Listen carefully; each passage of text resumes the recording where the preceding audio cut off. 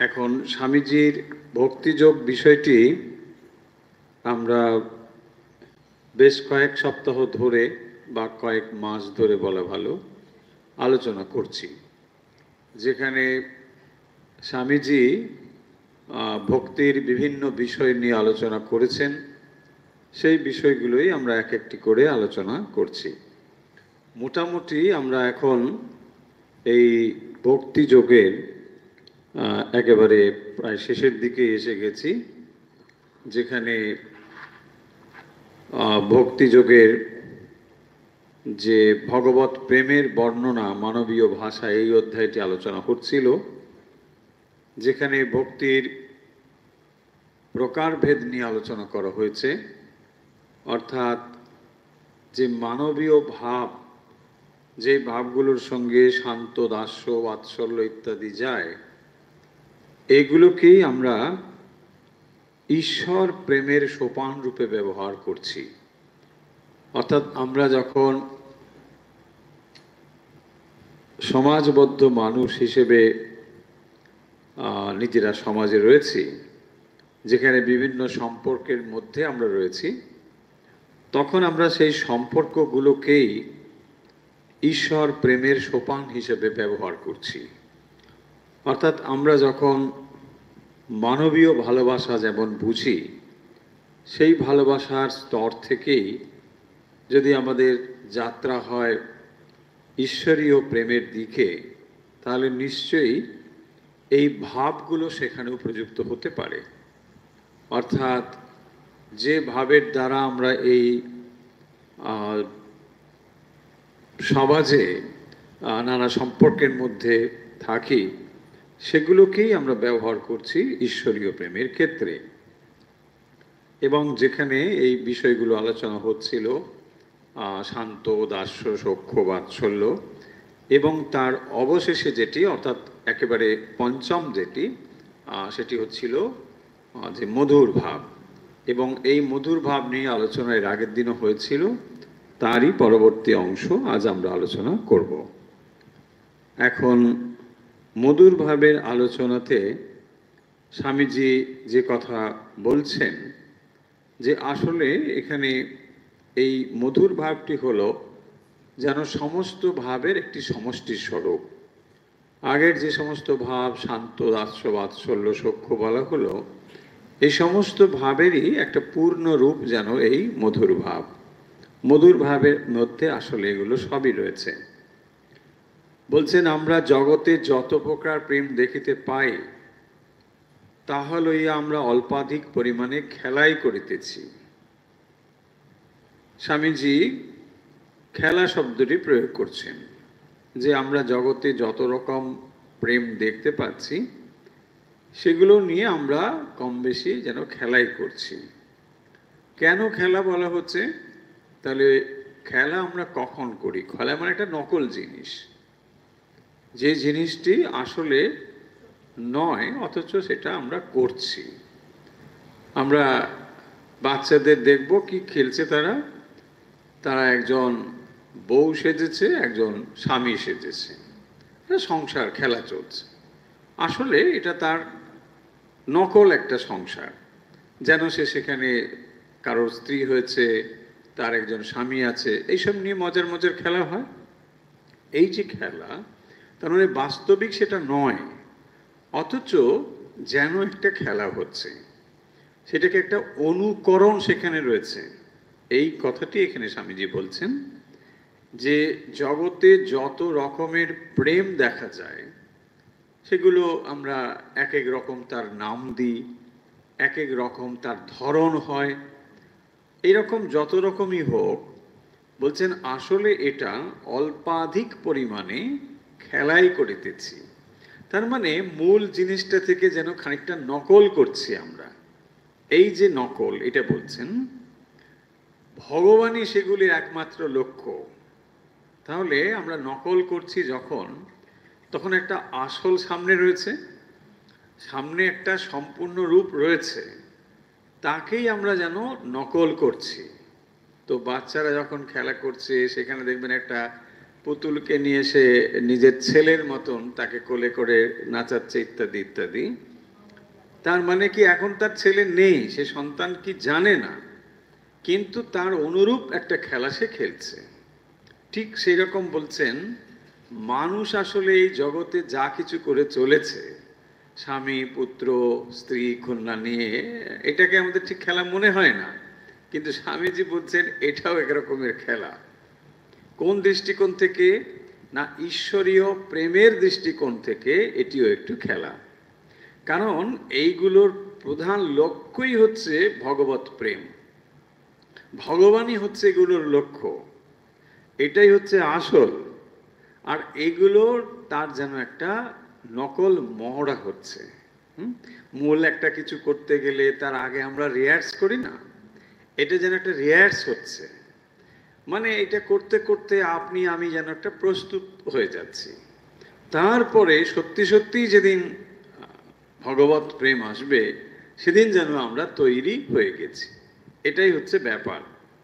তবে দুঃখের বিষয়, যে অনন্ত সমুদ্রে এই প্রেমের প্রবল স্রোতস্বতী অবিরতভাবে প্রবাহিত হইতেছে, মানব তাহা জানে না। হ্যাঁ, বলছেন কেন খেলা? বলছেন আসলে এটাকে অনুকরণ করে সে চলেছে, একরকম আমরা গতানুগতিক ভাবেই চলছি, তাই না? একটা মানুষ তার বাল্যকাল, বড় হয়ে ওঠা, বিবাহ, সন্তান, গতানুগতিকভাবে একটা জীবন, তারপরে জীবন, এই চলছে। এই যে চলছে, যে অনন্ত সমুদ্রে এই প্রেমের প্রবল স্রোতস্বতী অবিরতভাবে প্রবাহিত হইতেছে, তার মানে এই যে প্রেম প্রবাহ চলছে, এই প্রেম প্রবাহটি একটি নদীর মতো, স্রোতধারার মতো প্রবাহিত হয়ে চলেছে, কিন্তু এটি কিসের উপর প্রবাহিত হচ্ছে সেটা মানুষ জানে না। সেই জন্য বলছেন যে প্রেমের প্রবল স্রোতস্বতী মানুষ এটা জানে না, নির্বোধের মতো সে মানবরূপ ক্ষুদ্র ক্ষুদ্র পুতুলের প্রতি উহা প্রয়োগ করিতে চেষ্টা করে। তার মানে একটা প্রবাহ সে অনুভব করে, একটা টান সে অনুভব করে, কিন্তু আসল সেই টানটি ওই মানবরূপ যে পুতুলগুলো সম্পর্কিত হয়ে সে ব্যবহার করে, ব্যাপারটা সেটা নয়। এইগুলোর আড়ালে একটা সত্য রয়েছে, সেই সত্যই হলো আসল মূল আকর্ষণ শক্তি, তাই না? যখন সেটা সে বুঝতে পারে তখন এগুলোকে ফেলে দেয়। দেখুন কিরকম না, ওই বাচ্চা মেয়েটি যে কি করছিল না, ছোটবেলায় নানা রকম খেলার পুতুল টুতুল নিয়ে খেলছিল, সেই যখন বড় হয়ে যায় আর ওইগুলো খেলে, কেন খেলে না? এখন সে বিবাহ জিনিসটি বোঝে, এখন সে পুতুল জিনিসটি বোঝে, বা সন্তান জিনিসটি বোঝে, তাই এখন আর এগুলোর দরকার নেই। এখন সে ম্যাচিওর হয়ে গিয়েছে, এখন সে সত্যিকারের স্বামী, সত্যিকারের সন্তান লাভ করেছে। ঠিক সেই জন্যে বলছেন যে তাহলে এই যে জগৎ নিয়ে আমরা রয়েছি, এখানেও স্বামী পুত্র স্ত্রী কন্যা ইত্যাদি যা কিছু নিয়ে আমরা রয়েছি, এগুলো নিয়ে আমরা ম্যাচিওর যখন হয়ে যাব, এগুলোর আর দরকার হবে না। দেখুন সুন্দর না একটা আইডিয়া? এইটাই স্বামীজি বলছেন যে পুতুলের প্রতি উহা প্রয়োগ করিতে চেষ্টা করে, নির্বোধের ন্যায় মানুষ কি করে। তফাৎটা তাহলে কি? তফাৎটা হলো ওটা কেবল একটা নিষ্প্রাণ খেলনা, আর এখানে সমস্যাটা হলো, বা খেলাটা আরো জমে উঠেছে এই জন্য, এটা নিষ্প্রাণ নয়, এটা প্রাণযুক্ত খেলার জিনিস। দেখুন খেলার সামগ্রী, কিন্তু ওটা নিষ্প্রাণ। একটা পুতুল ধরুন, সে কিছুই করে না, কিন্তু যদি ওই পুতুলটা প্রাণযুক্ত হয়, তখন আপনি ওর কাছে আরো বেশি করে প্রাণটা উজাড় করে দেন, সর্বনাশটা সেখানেই হয়, তাই না? এইটাই হচ্ছে ব্যাপার। কারণ পুতুলে যদি আপনার আসক্তি হয়, বেরিয়ে আসতে পারবেন সহজ, এখান থেকে পারবেন না তা বলবো না, কিন্তু অত সহজ নয়। এই হচ্ছে তফাৎ। কারণ যখন আপনি বুঝলেন, সহজ মানে বেরিয়ে আসার চেষ্টা করছেন, তখন আসক্ত হয়ে গিয়েছেন। কারণ অনেক দিন ধরে খেলাটা চলেছে, খেলা চলতে চলতে এখন একেবারে দ্রুত খেলাটা বন্ধ করে দেওয়া একটু মুশকিল আছে, তাই না?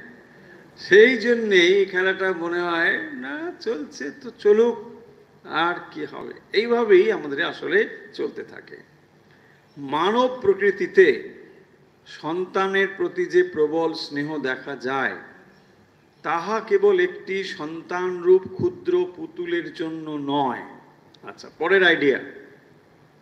তাহলে মূল এখানে যে কথাগুলো বলা হচ্ছে, যে মানুষ যে মানবীয় প্রেম অনুভব করে, সেই মানবীয় প্রেমের পেছনেও একটি প্রবল প্রেমের নদী প্রবাহিত হয়ে চলেছে। সেই প্রবল প্রেমের গতির দ্বারাই মানুষ যেন দ্রুত ছুটে চলেছে, কিন্তু সে বুঝতে পারে না যে এর পেছনে সেই ঈশ্বরীয় প্রেম রয়েছে।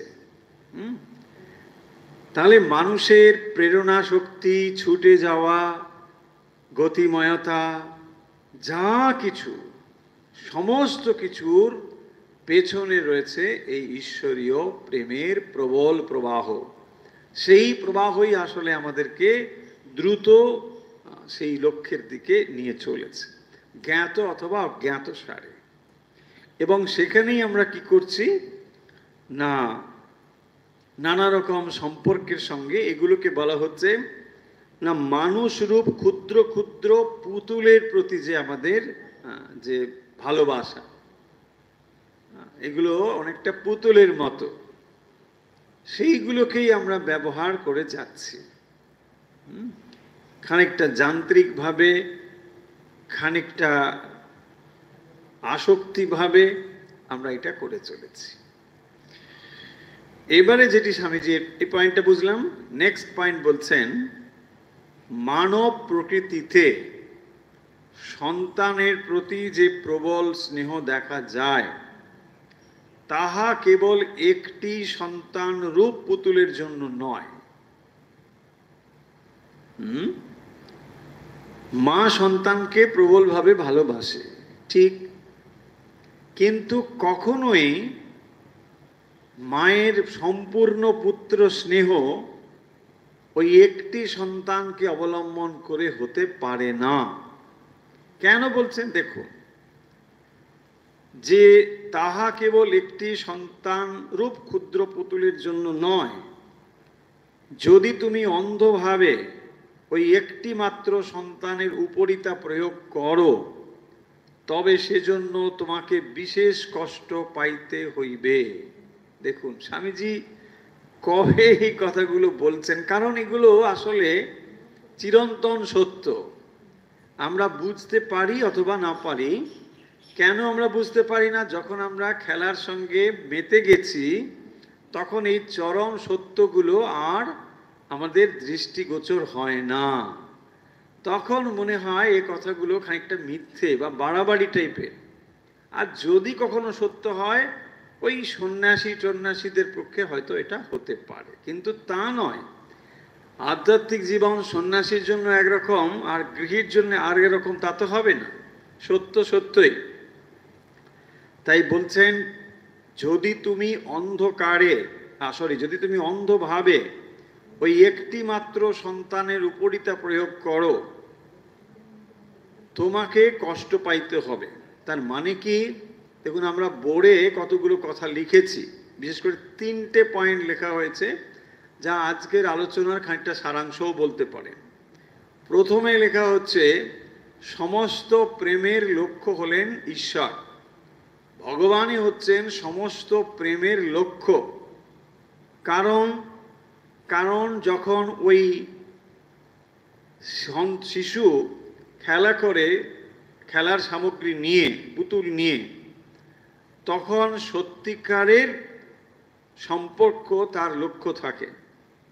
যেদিন সে সত্যি তার সন্তানকে কোলে নেয়, সেদিন আর পুতুলের প্রতি তার আকর্ষণ থাকে না।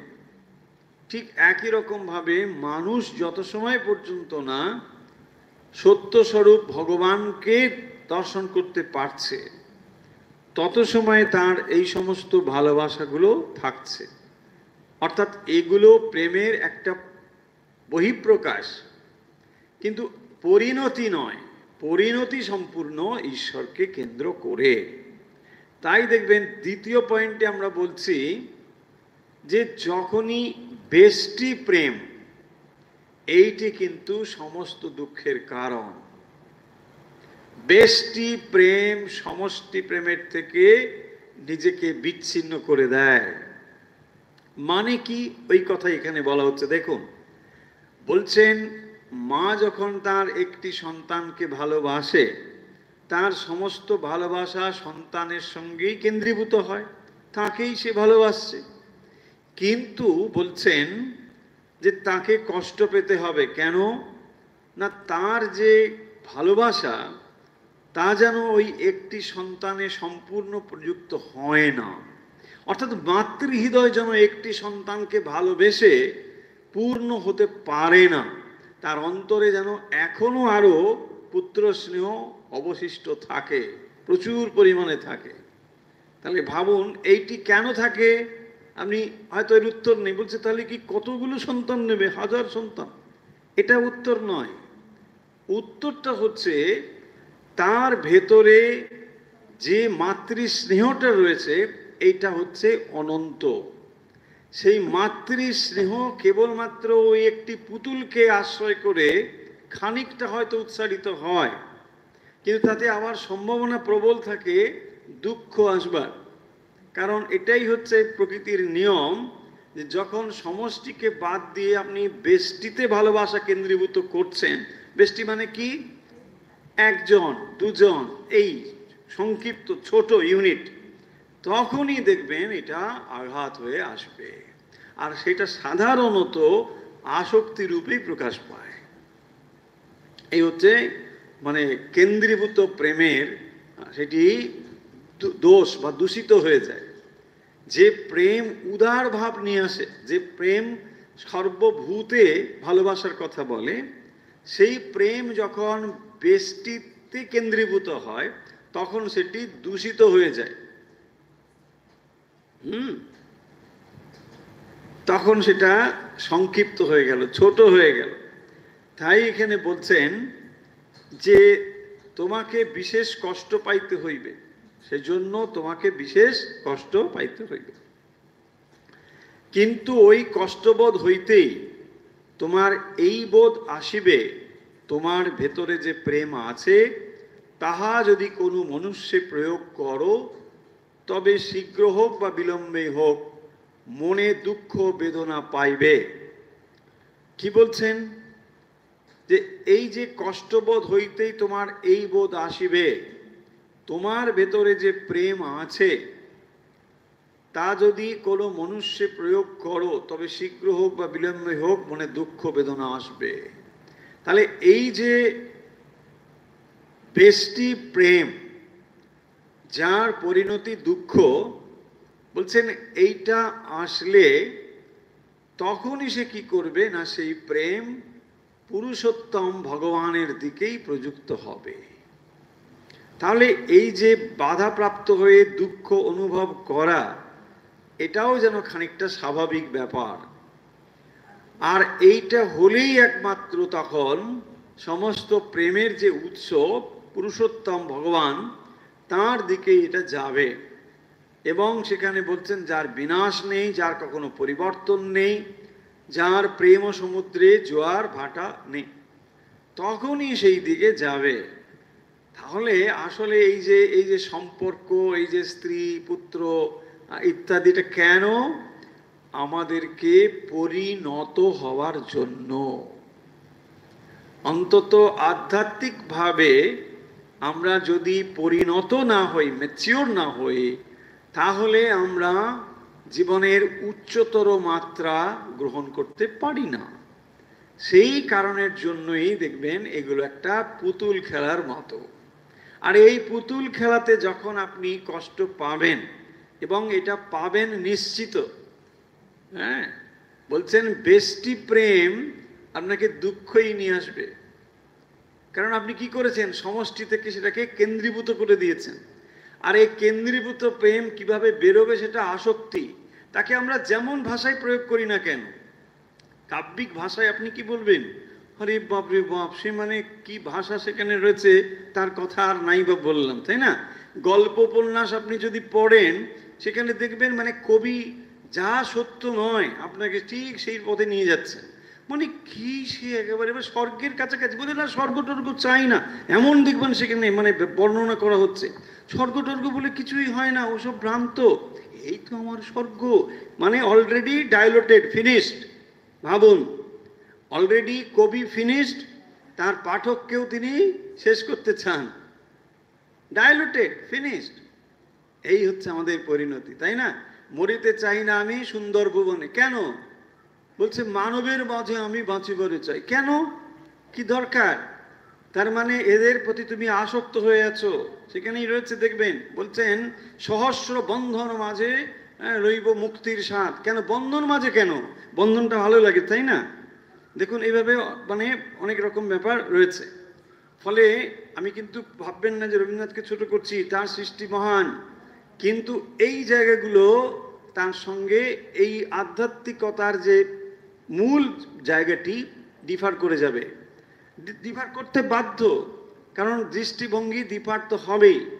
তিনি যেগুলো নিয়ে চর্চা করেছেন সারা জীবন, সেগুলোকেই তিনি বলবেন মহান বলে, তাই না? এটা খুব স্বাভাবিক।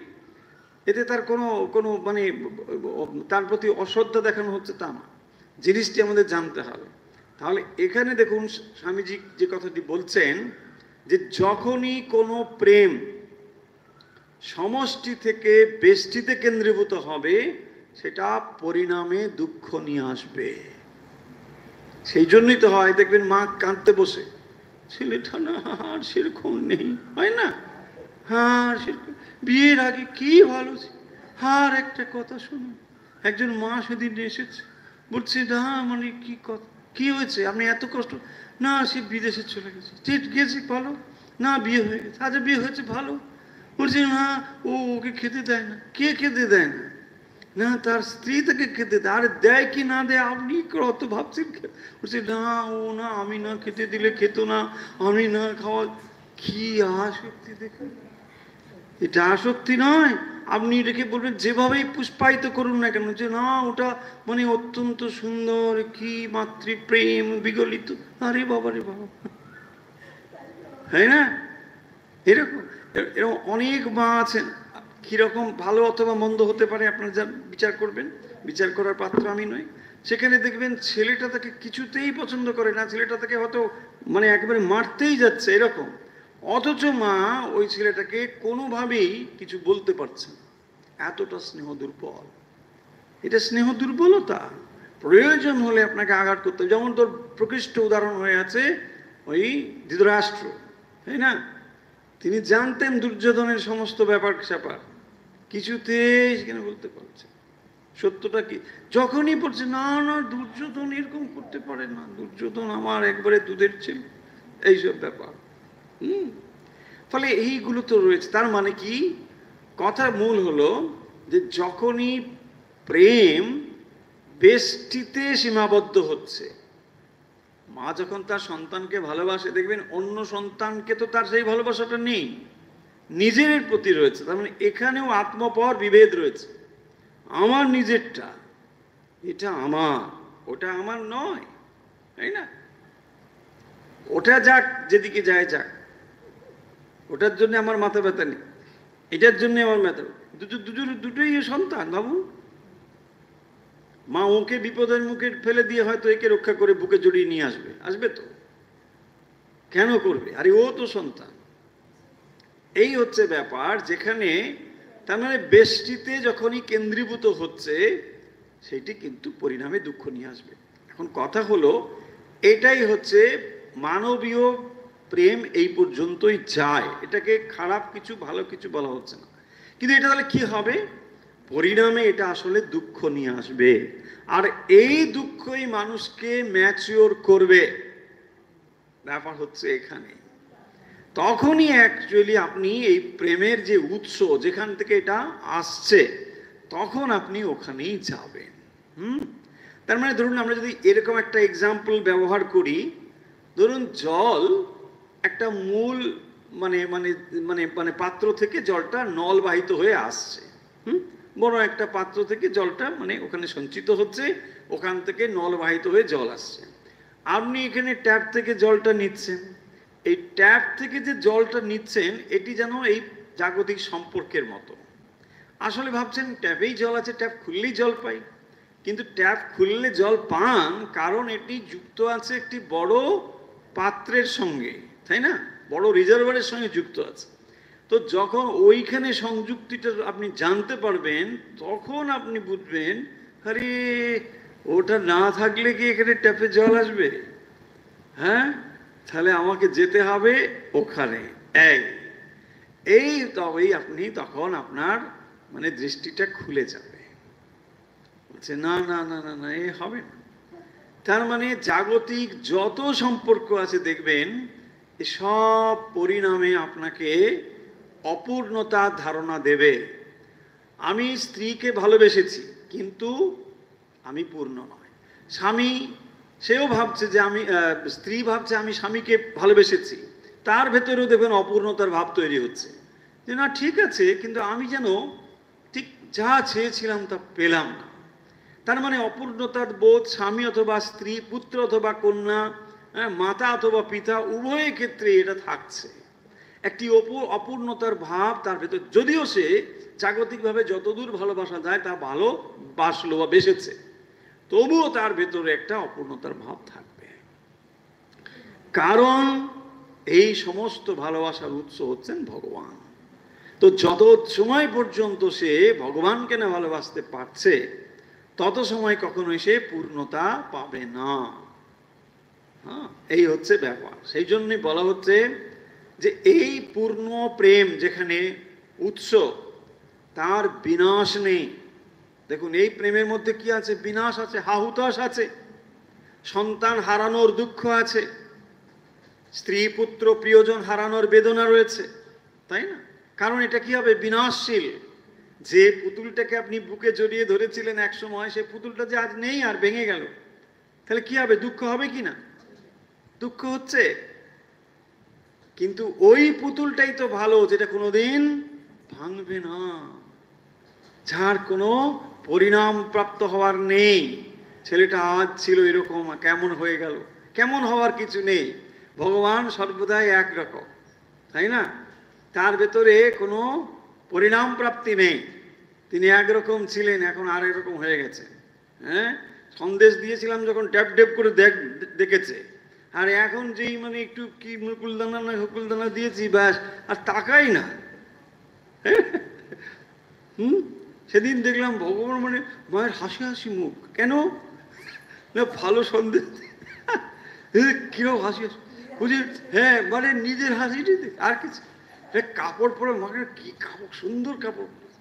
আরে কাপড় তুমি পরিয়ে তুমি ভাবছো হাসছে, তুমি ভাবছো মায়ের হাসিও নেই কান্নাও নেই, তাই না? তাহলে ভগবানের কাছে এই জিনিসগুলো কিছুই নেই। বলছেন তার বিনাশ নেই, কখনো পরিবর্তন নেই, আর যার প্রেম ও সমুদ্রে জোয়ার ভাটা নেই, তাই না? মানুষের আপনি তো মুডের ব্যাপার। মানুষকে আপনি দেখবেন সকালে বললেন হে কি ব্যাপার, আরে আপনার মতন হয় না, বিকেলে মানে 2 ঘন্টা যেতে না যেতেই দেখবেন তাকালেই সে আর ঘুরে গেছে, তাই না? এই জোয়ার তো এই ভাটা, এই ভাটা তো এই জোয়ার, ব্যাস কি হয় কোনো ঠিক নেই। আর ফোন ধরে না, কিরে, না ব্যাস হয়ে গেছে, হয় কিনা বলুন, তাই না? এই তো চলছে। তাহলে আপনি যাকে ভালোবাসবেন বলে ভাবছেন তার অবস্থাটা বুঝুন একবার। সকালে একরকম, বিকেলে একরকম, ব্যাস চেঞ্জ। বলছেন যাহার প্রেম সমুদ্রে জোয়ার ভাটা নাই। কারণ কেন নেই জোয়ার ভাটা?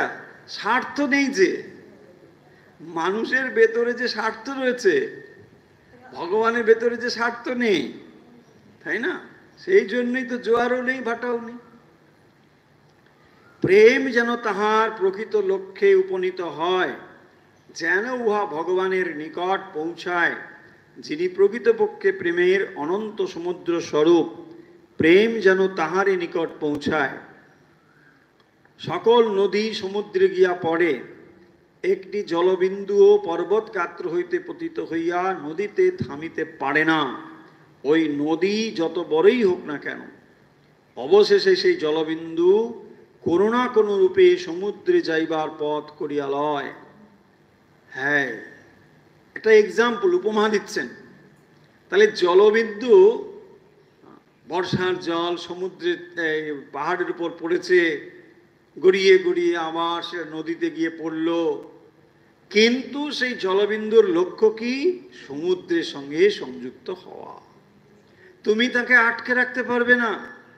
প্রকৃতির নিয়ম তাকে আজ হোক কাল হোক যত সময় পরে হোক একদিন না একদিন ওইখানে নিয়ে ফেলবে। ঠিক সেরকম ভাবে তাহলে মানুষ কিভাবে চলেছে? ঘাত প্রতিঘাত, হ্যাঁ, ভালোবাসা বিচ্ছেদ মিলন, এসব নিয়ে চলছে। চলতে চলতে একদিন প্রেম স্বরূপ যে ভগবান, সেখানে সে পৌঁছবে। তাই বলছেন সর্বপ্রকার ভাবাবেগের একমাত্র লক্ষ্য, সমস্ত প্রকার ভাবাবেগের একমাত্র লক্ষ্য হচ্ছেন ভগবান। তাই এখানে স্বামীজি যে কথাটি বলছেন ভারী সুন্দর। শ্রীরামকৃষ্ণ এটিকে বলেছেন মোড় ফিরিয়ে দেবার কথা। অর্থাৎ যে ভাব আপনার ভেতরে রয়েছে সেইগুলোকে ঈশ্বরের দিকে প্রযুক্ত করা। কেন না, যেহেতু ঈশ্বর হচ্ছেন সমস্ত কিছুর লক্ষ্য, সমস্ত ভাবাবেগের লক্ষ্য। কি করতে বলছেন? যদি রাগ করতে যাও তাহলে ভগবানের উপর রাগ করো। যদি রাগ করতে চাও তুমি, রাগ রেগে যাচ্ছে মানুষ, তাহলে বিষয়ের প্রতি রাগার থেকে ভগবানের প্রতি রাগ করো। এইটাই বলছেন। প্রেমাস্পদকে তিরস্কার করো, বন্ধুকে ভৎসনা করো। কারণ আর কাকেই বা তুমি তিরস্কার করবে? কারণ যদি মানুষকে তিরস্কার করেন তাহলে রিয়াকশন সাংঘাতিক হবে, তাই না? সেই জন্য বলছেন যে মর্তজীব তোমার রাগ সহ্য করবে না। করবে যে আমার না তখন মুডটা ভালো ছিল, আরে রাখো তোমার মুড ভালো, তুমি দুম করে এটা বলে দিলে আমাকে, বাস তোমার আর হবে না, হ্যাঁ, কন্ট্যাক্ট থেকে নাম বাদ, লিস্ট ডিলিট হয়ে গেল, তাই না? বলছেন সেখানে প্রতিক্রিয়া আসবেই। অর্থাৎ মানুষের প্রতি যদি আপনি কোনোভাবে ধরুন রাগান্বিত হন, হয়তো সেটা আপনার সাময়িক ব্যাপার, তবুও সেখানে বিচ্ছেদ হয়ে যেতে পারে। যদি তুমি তোমার বলছে যদি তুমি আমার উপর ক্রুদ্ধ হও, স্বামীজি বলছেন, তাহলেও আমি রিয়াকশন দেখাবো, তাই না? এটাই স্বাভাবিক ব্যাপার। কিন্তু বলছেন তোমার প্রেমাস্পদকে বলো, তুমি আমার কাছে কেন আসিতেছ না? কেন তুমি আমাকে এভাবে ফেলিয়া রাখিয়াছ? এই ফলে ভগবান তোমার প্রেমাস্পদ, তার সঙ্গে তোমার সবই চলে। তাকে তুমি তার উপর রাগ দেখাতে পারো, অভিমান করতে পারো, তাকে ভালোবাসতে পারো, তাকে দরকার হলে গালিগালাজও করতে পারো, ভাব বিশেষে, যার যেরকম ভাব, তাই না? করতে পারে, কারণ সব থেকে তিনিই প্রিয়তর, প্রিয়তম। আর যদি কিছু রিয়াকশন মানুষের থেকে বরং আসবে, এখান থেকে কোনো রিয়াকশন আসবে না, ভয় নেই। কারণ তিনি আপনাকে মানে একটা রুষ্ট শব্দ বলেছেন বলে তিনি রুষ্ট হবেন, তা হবেন না। ভগবানকে আপনি অপমান করেছেন বলে ভগবানের গায়ে ফোস্কা পড়ে গেল, তা হবে না। হ্যাঁ, কারণ ভগবান মান অপমানের ঊর্ধ্বে, মানুষ মান অপমানের ঊর্ধ্বে।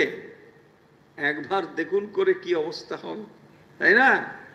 একদম সব শেষ। তাই বলছেন ভগবান ছাড়া আর কিসে আনন্দ আছে? ছোট ছোট মাটির ঢিপিতে আর কি সুখ? হ্যাঁ, নল্পে সুখমস্তি। বনিষদ বলছেন ন অল্পে সুখমস্তি, ভূমা বৈ সুখম। ভূমাতেই সুখ। ভূমা মানে যা সব থেকে বড়, ভূমা। ভূমা আর এটা ভূমি। ভূমি হচ্ছে ছোট, ভূমা হচ্ছে বড়। দেখুন, তাহলে সেই ভূমা, ভূমা ওই সুখম,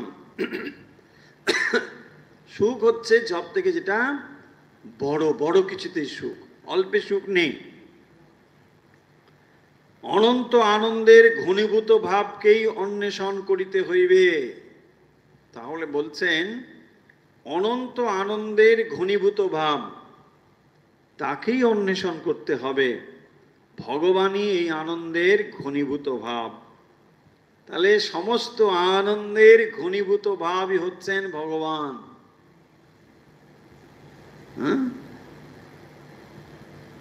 সমস্ত সম্পর্কের ঘনীভূত রূপ, যে সম্পর্কগুলো আমরা এই জগতে দেখতে পাচ্ছি। তাহলে স্ত্রীকে আপনার মনের একটি অভিব্যক্তির নাম স্ত্রী, আপনার মনের একটি অভিব্যক্তির নাম স্বামী, আপনার মনের একটি রূপের নাম পুত্র, কন্যা ইত্যাদি ইত্যাদি। এই সমস্ত ভাব আসলে আপনার মনের একটি প্রকাশ। যত সময় পর্যন্ত ওই ভাবগুলো আপনার অন্তরকে পরিপূর্ণ না করে, ততদিন অন্তরে আপনি ওই সম্পর্কগুলোকে অভাব অনুভব করেন। সম্পর্কগুলো এখানে গৌণ, মানে মানুষগুলো এখানে গৌণ। আসল ব্যাপারটি হচ্ছে আপনার অন্তরে। তাহলে স্ত্রী বাইরে থাকুক বা না থাকুক, পুত্র কন্যা বাইরে থাকুক বা না থাকুক, মূল ব্যাপার আপনার মনে রয়েছে। যত সময় আপনার অন্তর পুত্র পুত্র বলে ভাব অন্তরে থাকে, ততদিন আপনি বাইরেও পুত্র দেখতে পাবেন। কারণ আপনার জীবন, গতি প্রকৃতি, ধারা, অগ্রগতি সব সেই অভিমুখী হবে। আর ভবিষ্যতে আপনি স্থূলরূপে পুত্র কন্যা সবই দেখতে পাবেন। যেদিন আপনি পরিপূর্ণ হবেন যে আমার আর এই পুত্র কন্যা স্বামী স্ত্রী এই অবলম্বনের প্রয়োজন নেই, সেদিন আপনি আর বাইরে এদেরকে দেখতেও পাবেন না। কারণ আপনার অন্তর তখন পরিপূর্ণ হয়ে গিয়েছে, আপনার অন্তর অনেক বেশি পরিণত হয়েছে। সেদিন আর এগুলোর আপনার প্রয়োজন নেই। এই হলো মূল কথা। তাহলে এই সম্পর্কগুলো যে আমরা করে চলেছি, হ্যাঁ, এগুলো কিসের জন্য? কেবল আমাদের পরিণতি প্রাপ্তির জন্য। এগুলো কোনো স্থায়ী সম্পর্ক নয়। এগুলো চিরকাল এই খেলা খেলতে হবে না। অথচ আমরা কি ভাবছি, যা কিছু হোক বাবা, আমার এইগুলো যেন নেই, না এইগুলো নেমান যাবে না, এইগুলো কিছু এই। আরে ভগবান যখন টান দেবেন সুতোতে, তখন কোথায় তোমার এসব? বলছি প্রভু যাচ্ছি, খেলা আর ভালো লাগছে না। আরে ওগুলো পেটরায় ঢুকিয়ে রাখো। বলছে না, গুড়িয়াকা খেল সব শেষ। হ্যাঁ, সব পেটারি ভেল। বলছে সব শেষ খেলা। আরে গুটিয়ে রাখো না, কে কার খেলনা গুটিয়ে রাখে? সব শেষ, হয় না? হ্যাঁ, দেখুন যেদিন সময় আসবে তখন আর এই খেলার সামগ্রী গুছিয়ে রাখার আপনার আর অবসর থাকবে? বলছি না না না, যাক যাক, ভেঙে যাক, আর সব কিছু নেই। সেদিন আসলে যেটা হয়েছে সেটি হলো আপনার আধ্যাত্মিক উন্নতি হয়েছে। তখন আর এগুলোর জন্য আপনার কোনো মায়া নেই, মোহ নেই, আর কিচ্ছু নেই। আপনি এটাকে ভাববেন না যে নিষ্ঠুরতা, না। আপনি আজ পরিণত হয়েছেন, আজ আর কোনো অবলম্বন ছাড়াই আপনি হাঁটতে পারেন। অনেক মানুষ আছেন যারা এইরকম জিনিসগুলোকে ভাবতেই পারে না। কেন ভাবতে পারে না? না, ওই রকম ভাবে তারা ছোটবেলা থেকে বড় হচ্ছে যে আমরা এই তো এই তো এই তো এই তো, এর বাইরে যেন ভাবতেই পারে না। কেন এই সম্পর্কগুলো, কিসের জন্য এই সম্পর্কগুলো? যেদিন আপনি পরিণত হবেন, এই সম্পর্কগুলো সেদিন বাধার মতো মনে হবে। এগুলো আর কোনো দরকার নেই। এগুলোকে কি করে আপনাকে? এগুলোকে শুধু আপনাকে টেনে নিয়ে রাখে, আর তো কিছু করে না। সম্পর্কগুলো আপনাকে কেবল এই জগতের সঙ্গে সংযুক্ত করে নিজেকে ছোট করে রাখে, আপনার সমস্ত সম্ভাবনাকে এই মাটির সঙ্গে মিশিয়ে দিতে পারে। কি বলেই তো হয়। এখানে দেখুন সেই কথাটি মনে রাখতে বলছেন যে এই সমস্ত ভালোবাসার লক্ষ্য হচ্ছেন স্বয়ং ভগবান। তাই বলছেন ভগবানই এই আনন্দের ঘনীভূত ভাব, এইগুলি তাহারই জন্য অভিপ্রেত। লক্ষ্যভ্রষ্ট হইলে ওইগুলি নীচ ভাবে পরিণত হয়। সোজা লক্ষ্যস্থলে ঈশ্বরের নিকট পৌঁছিলে অতি নিম্নতর বৃত্তি পর্যন্ত রূপান্তরিত হয়। তাহলে যে কোনো নিম্নতম বৃত্তি কোনগুলো? রাগ, হিংসা, এগুলো সবই বৃত্তি এবং এগুলো সব নিম্নতর বৃত্তি।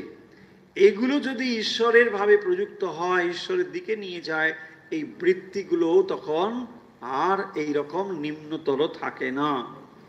মানুষের শরীর ও মনের সমুদয় শক্তি যেভাবেই প্রকাশিত হোক না কেন, ভগবানই এগুলির একমাত্র লক্ষ্য। একায়ন।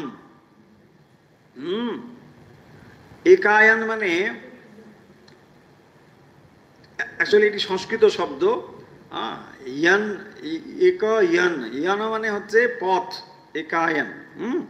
এক ইয়ান, এক ইয়ান, এটা ইয় ইয় ইয় যদি হয় তাহলে সংস্কৃতে কি হবে? এক ইয়ান। তো এক ইয়ান মানে হীনযান মহাযান শব্দটা জানেন না, ওখানে ইয়ানা, এই ইয়ানটা আসলে এখানে সংস্কৃত হয়ে এটা ইয় হয়ে গেছে। ইয় ছিল ওখানে, ওই যে এইরকম ইয়টা, সেইটা। তাহলে এটা হলো একায়ন মানে এক পথ। এটাই হচ্ছে এইগুলির একমাত্র লক্ষ্য, একায়ন। মনুষ্য হৃদয়ের সমস্ত ভালোবাসা, সমস্ত প্রবৃত্তি যেন ভগবানের দিকেই যায়। তিনি একমাত্র প্রেমাস্পদ। ভগবানই হচ্ছেন একমাত্র প্রেমাস্পদ। এই হৃদয় আর কাহাকে ভালোবাসিবে? তিনি পরম সুন্দর, পরম মহিয়ান, সৌন্দর্য স্বরূপ, মহত্ব স্বরূপ। দেখুন, এই ভালোবাসা একমাত্র ঈশ্বরের প্রতি প্রযুক্ত হবে। কারণ এই ঈশ্বরের প্রতি যে ভালোবাসা প্রযুক্ত হবে, এটি আপনাকে মহান করবে, এটি আপনাকে সংকুচিত করবে না। অন্য যত ভালোবাসা সবই আপনাকে সংকীর্ণ করে, ছোট করে।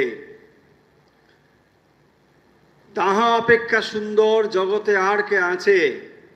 তিনি ব্যতীত স্বামী হইবার উপযুক্ত জগতে আর কে আছে? ভাবো, জগতে ভালোবাসার উপযুক্ত পাত্র আর কে আছে? অতএব তিনি যেন আমাদের স্বামী হন, তিনি যেমন আমাদের প্রেমাস্পদ হন। তো একমাত্র প্রেমের আস্পদ হচ্ছেন ভগবান স্বয়ং।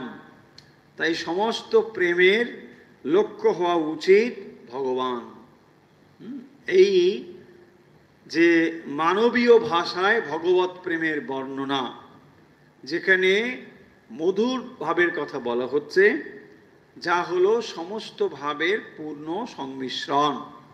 তাহলে এখানে আমরা কতগুলো কথা জানলাম, যেখানে বলা হচ্ছে যে আসলে এই যে মানবীয় প্রেম, এটি যেন একটি খেলার মতো। কেন এটিকে খেলা বলা হয়েছে একটু আগে আমরা বললাম, যে যখন আমরা সত্যিকারের কোনো একটা জিনিসকে নকল করে আনন্দ পাই, তাকেই তো বলি খেলা। সেটা বাস্তবিক সত্য নয়, কিন্তু একটা সত্যকে যেন আমরা নকল করছি, অনুকরণ করছি।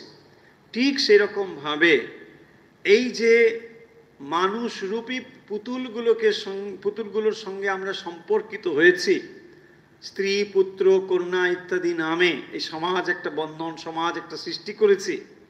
এগুলো সবই কি? এর মূল লক্ষ্য হলো আসলে ঈশ্বর। সেই জন্য বলছেন যে সমস্ত প্রেমের যে গভীর এক স্রোতস্বিনীর মতো এটা প্রবাহিত চলেছে, এবং মানুষ এটা জানে না যে আসলে সমস্ত প্রেম সেই এক লক্ষ্যে ধাবিত হচ্ছে। এমনকি সেই প্রেমের প্রেরণায় একজন গৃহত্যাগী সন্ন্যাসী হন, সেই প্রেমের প্রেরণায় একজন ভিক্ষুক হন। দুটো তফাৎ হলো এই যে একজন সত্য লাভের দিকে অগ্রসর হচ্ছেন, আর একজন হয়তো জাগতিক কোনো বিষয় লাভের জন্য যাচ্ছেন, কিন্তু দুজনের প্রেরণা আসলে এক, মূল উৎস আসলে এক, কিন্তু হয়তো প্রক্রিয়াটার মধ্যে তফাৎ আছে। সেই জন্য বলছেন একজন দস্যু হয়েছে, ডাকাতি করছে, তার ভিতরে কিন্তু প্রবল প্রেমের প্রেরণা রয়েছে। সে হয়তো এই অর্থগুলোকে সংগ্রহ করে তার স্ত্রী পুত্র তাদের সেবা করবে, সেভাবেই সে অগ্রসর হচ্ছে, কিন্তু তার উদ্দেশ্য খানিকটা তফাৎ, উপায়টা খানিকটা তফাৎ, কিন্তু মূল প্রেরণা সেই ভগবত প্রেম, তার ভেতরেও অসীম প্রেম রয়েছে। তাই সমস্ত মানুষের যে চেষ্টা, জাগতিক চেষ্টা, এ সমস্ত কিছুর পেছনে কিন্তু ভগবত প্রেমই রয়েছে। এবং এটি এখানে একটি এক্সাম্পল দিয়ে বলা হচ্ছে যে সমুদ্র থেকে উত্থিত যে জলবিন্দু, সেইটি কি হয়, বৃষ্টি রূপে ঝরে পড়ে পাহাড় পর্বতে, সেই জলরাশি আবার নদীতে প্রবাহিত হয়, সেই জলবিন্দু যখন মহাসমুদ্রে গিয়ে যতদিন না পতিত হয় ততদিন যেমন সে একটি স্রোত থেকে আরেকটি স্রোত, আরেকটি স্রোতে প্রবাহিত হয়ে চলে, একই রকমভাবে মানুষের জীবনও নানা রূপ ধারণ করে, নানা শরীর, নানা অভিজ্ঞতার ভেতর দিয়ে সেই চরম লক্ষ্যে পরমেশ্বরে গিয়ে মিলিত হয়। এই হচ্ছে মানুষের জীবনের লক্ষ্য। তো এইভাবেই এটি চলে আসছে। অনেক সময় দেখা যায় দিব্য প্রেমে মাতোয়ারা ভক্তগণ এই ভগবত প্রেম বর্ণনা করিতে গিয়া মানবীয় প্রেমের ভাষায় ব্যবহার করিয়া থাকেন, উহাকেই যথেষ্ট উপযোগী মনে করে। মূর্খেরা ইহা বুঝে না, তারা কখনো ইহা বুঝিবে না, তাহারা উহা কেবল জড়দৃষ্টিতে দেখিতে থাকে, তাহারা এই আধ্যাত্মিক প্রেম অনমাত্র তা বুঝিতে পারে না, কেমন করিয়া বুঝিবে। আচ্ছা, এখানে যে কথাগুলো রয়েছে, যে এই পর্যন্ত যে আলোচনা হলো আমরা বুঝতে পেরেছি। এখন স্বামীজি একটু যেন কটাক্ষ করে কথা বলছেন। কি কটাক্ষ করে কথা বলছেন? যে মানুষ যখন সেই ঈশ্বরীয় প্রেমের বর্ণনা দেবে, আসলে সে তো মানবীয় ভাষাই বলবে, কারণ তার কাছে ভাষাও একটা পরিসীমার মতো, তার সেটাও একটা লিমিটেড ব্যাপার। ফলে মানব দেহ ধারণ করে যখন সে রয়েছে, সেই ঈশ্বরীয় প্রেমকে সে মানবভাবেই বলবে, ভাষায় বলবে, কিন্তু তার মানে এইটা মানবীয় প্রেম নয়, সেটি দৈব, সেটি আধ্যাত্মিক, সেই জিনিসটিকেই বলবে। বলে বলছেন এখানে শ্রীমদ্ ভাগবতের একটি সুন্দর শ্লোক উদ্ধৃত করে বলছেন, সুরত বর্ধনম শোক নাশনম স্মরিত বেণুনা সুষ্ঠু চুম্বিতম ইতর রাগ বিস্মারণম নৃণাং বিতর বীর নাস্তে ধরামৃতম। এটি এটি এটি রয়েছে দশম স্কন্ধে, আমরা আলোচনা করব শ্রীমদ্ ভাগবতে। তো যেখানে বলছেন যে হে প্রিয়তম, তোমার অধরের একটি মাত্র চুম্বন, যাকে তুমি একবার চুম্বন করিয়াছ, তোমার জন্য তাহার পিপাসা বর্ধিত হইয়া থাকে, তাহার সকল দুঃখ চলিয়া যায়, সে তোমা ব্যতীত আর সব ভুলিয়া যায়। এই কথাগুলো শুনলে অনেক সময় আমাদের মানবীয় প্রেমের কথা মনে হতে পারে। স্বামীজি বলছেন যে এইটি যিনি বর্ণনা করছেন তিনি কে? তিনি হচ্ছেন স্বয়ং সুখদেব। তো সুখদেব এই যে কথাগুলো বলছেন, তিনি মানবীয় প্রেমের বহু বহু ঊর্ধ্বে, তিনি কখনোই মানবীয় প্রেমের মানে ধারে কাছেও আসেননি, এগুলোর কোনো ধারণাই তার কাছে ছিল না। অথচ এই যে ঈশ্বরীয় প্রেমের কথা এখানে বর্ণনা করছেন, তা কখনোই মানবীয় ভাষায় বর্ণিত হলেও কখনোই তা মানব প্রেম নয়, এই কথা এখানে বলছেন। তার মানে কি বলতে চাইছেন? এখানে একটি ঈশ্বরীয় রূপে ধারণা দেওয়া হচ্ছে যে সেই ঈশ্বরীয় প্রেমের যিনি আস্বাদন না করেছেন, তিনি এটাকে ধারণাই করতে পারবেন না, তিনি এটাকে কলুষিত করে ফেলবেন। এবং যেভাবেই কলুষিত করা হচ্ছে, শ্রীকৃষ্ণ এবং শ্রী রাধা এবং ব্রজগোপীদের যে ভালোবাসা বা প্রেম, তাকে নানাভাবে মানে সমালোচনা করে নানাভাবে মানে কুৎসিতভাবে তার বর্ণনা করা হচ্ছে। তার কারণ এই সমস্ত প্রেমের কোনো ধারণা তাদের কাছে নেই। তারা কেবল প্রেম মানেই প্যাম প্যাম বোঝে। স্বামীজি যেটা বলেছেন যে ওই প্যাম প্যাম গুলো কোনো ব্যাপারই নয়, এটাই বলছে।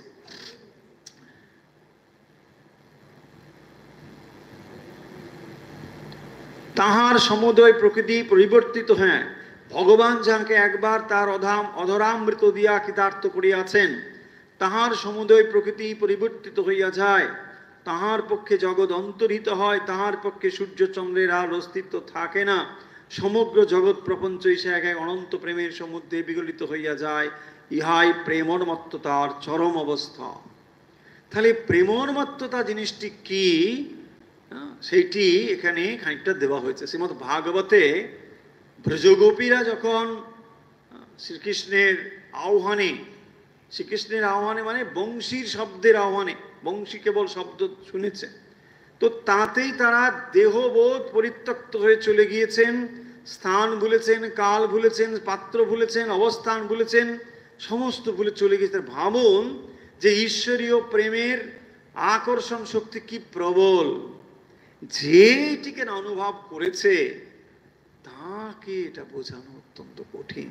সেই কথায় স্বামীজি বলছেন যে মানবীয় প্রেম এর সর্বোচ্চ ধারণা কেবল সে করে রেখেছে, এর বেশি তো কিছু জানে না, ফলে এগুলোকে সে ওই রকম ভাববে। সেই জন্যই বলছেন যে সমগ্র জগৎ প্রপঞ্চই সেই এক অনন্ত প্রেমের সমুদ্রে বিগলিত হইয়া যায়। সেই অনন্ত প্রেম তখন এইরকমই যে এই মানুষ যাকে সব থেকে মূল্যবান, সব থেকে আকর্ষণীয় বলে বোধ করে, যখন সেই প্রেমের স্পর্শ একবার আসে তখন এগুলো সব যেন কোথায় শৃঙ্খল তার চলে যায়, শেষ হয়ে যায়, তাই না? তো ব্রজগোপীদের ভেতরেও এটা ছিল যে যখন সেই আহ্বান তারা শুনল, এটা চিরন্তন আহ্বান, অর্থাৎ জীবাত্মার এবং পরমাত্মার যে চিরন্তন মিলন আকাঙ্ক্ষা, তাকেই তো ব্রজপ্রেম ব্রজগোপী বলে দেখানো হয়েছে। ব্রজগোপী মানে কি? জীবাত্মা, ভগবান স্বয়ং হচ্ছেন পরমাত্মা, সেই পরমাত্মার সঙ্গে মিলনের যে চির আকাঙ্ক্ষা, সেটাই তো ব্রজপ্রেম, সেটাই তো ব্রজগোপীদের ভালোবাসা। এবং তার সামান্যতম আস্বাদন যদি কেউ করে, তখন সমাজ, তখন শরীরবোধ, দেহবোধ এসব তার কোথায় যেন নিশ্চিহ্ন হয়ে যায়। সেই প্রেম হচ্ছে এমন, তার সঙ্গে কোনো কিছুর তুলনা চলে না। এটি স্বামীজি এখানে বলছেন। তাহলে আজকের সময় তো শেষ, ভেবেছিলাম আমি যেটাকে কনক্লুড করব বলে, কিন্তু এটা কনক্লুড করতে আরেকটু সময় বোধহয় লেগে যাবে, কারণ একটি আইডিয়া রয়েছে এবং তারপরে উপসংহার রয়েছে। ঠিক আছে, আমরা পরের দিন এটা শেষ করে আমরা অন্য বিষয়ের ঘোষণা দিয়ে দেবো। মানে এর পরে আমরা আবার কি পড়ব, অনেকের কৌতূহল আছে যে তাহলে বোধহয় শুক্রবারটা এবারে একটা মানে ছুটি হয়তো পাওয়া যাবে। শুক্রবারে এটা ছিল, এটা শেষ হয়ে গেলে মানে শুক্রবারে তাহলে ছুটি পাওয়া যাবে। যাই হোক, ছুটি বোধহয় হবে না, কিছু একটা হবে, তো কি হবে সেটা আমরা জানিয়ে দেবো। তাহলে আজকে আমরা মূলত যেটা আলোচনা করলাম সেটা হলো 3টি পয়েন্ট, আমরা যে আগেই বলেছি বোর্ডে, সেগুলোকে একটু কনক্লুড করে দিচ্ছি।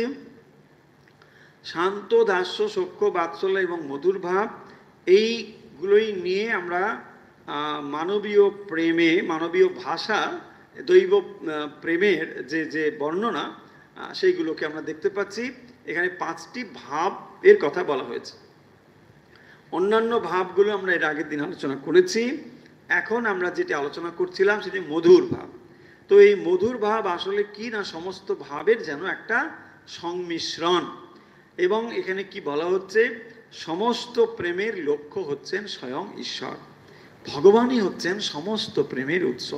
মানুষ জানুক অথবা না জানুক, শুধু মানুষ নয়, এই জড় প্রকৃতিও যেন সেই বিশ্ব প্রেমের দিকে অভিভূত হয়ে তাকিয়ে রয়েছে। তার কাছে যেন সমস্ত গাছপালা, পশু পাখি, সবই যেন মোহিত করে রয়েছে সেই বিশ্ব প্রেমের দিকে। সবাই সেই দিকে গতিশীল রয়েছে, সেই দিকেই ধাবিত হচ্ছে। সেই বিশ্ব প্রেম যেন সবাইকে আকর্ষণ করে চলেছে। তার মানে এই সমস্ত কিছুর ভেতরে যেন একটি ফল্গু ধারার মতো প্রবাহিত চলেছে, সেই প্রেম ধারা, যা হয়তো দেখা যাচ্ছে না। বাইরে হয়তো দেখা যাচ্ছে বস্তুগুলোকে, প্রাণীগুলোকে, মানুষগুলোকে, কিন্তু মানুষগুলো তো আর এমনি এমনি ধাবিত হবে না। তার চালিকা শক্তি কি? মানুষের ভিতরের আসলের চালিকা শক্তি হলো সেই প্রেম। সেই অনন্ত অসীম প্রেমের লক্ষ্য হচ্ছেন স্বয়ং ভগবান।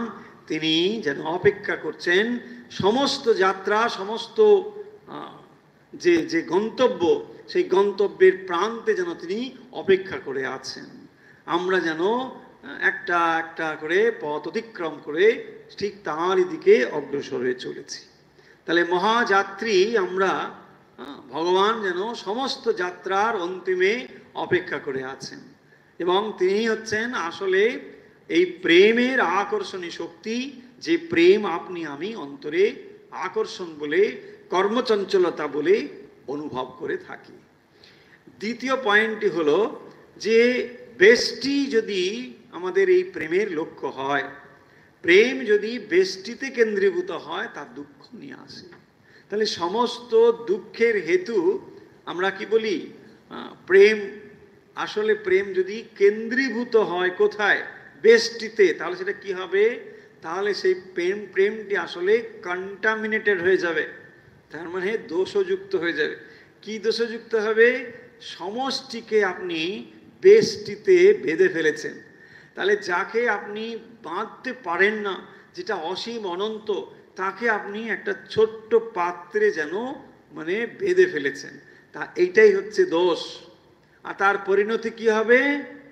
যা হবে তা হবে, দুঃখ, যন্ত্রণা, ব্যথা, আঘাত, অভিমান, এসব নিয়ে আসবে, এগুলোই। তারপরে বলছেন ভগবানই আমাদের যেন সমস্ত প্রেমাস্পদ হন, সমস্ত প্রেমের আস্পদ যেন স্বয়ং ভগবান হন। এই ছিল মোটামুটি আমাদের আজকের আলোচনা। আজকের আলোচনা আমরা এখানে শেষ করছি।